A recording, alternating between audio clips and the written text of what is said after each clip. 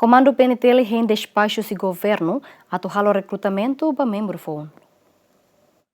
Tadau ne Comando Geral PNTL enfrenta problema recursos humanos, também membro polícia balun la bele hala ona serviço, também condição saúde la permite, no balo idade avançado ona. Situação ne dificulta Comando PNTL atual a colocação ba unidade CNB existe ona. Comandante Geral PNTL, Comissário Geral Henrique da Costa Teten, Comando Geral PNTL apresenta ona documentos recrutamento ba Ministro Interior Hodiare, no benhira ia ona despacho o Ministro Interior PNTL se ao recrutamento ba membro FON. Recrutamento é na plano, né? Orçamento está colocando, agora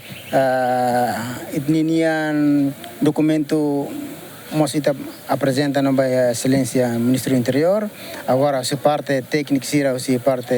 Ministro do Interior né, liu se jurídico, hare será que irane law sona kalas, se law sona se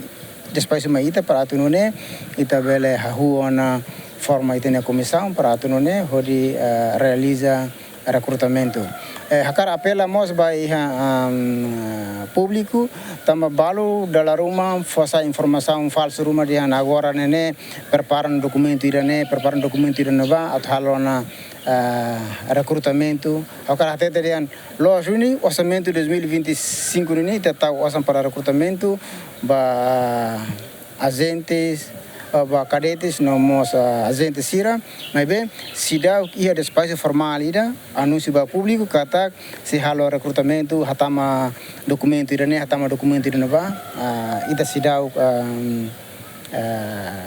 ia informação formal ida ba ia público mas se tem fato husu ba jovem sira nebe interesse atu tama ba ia polícia nenian kata foto formulário prepara saúde prepara físico preparamos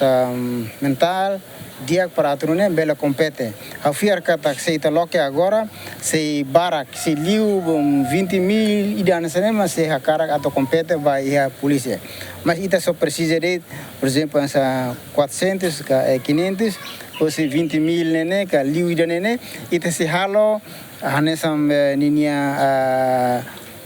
processo idan nebe que rigor para turune ita bela hetan duni emanebe ho saúde dia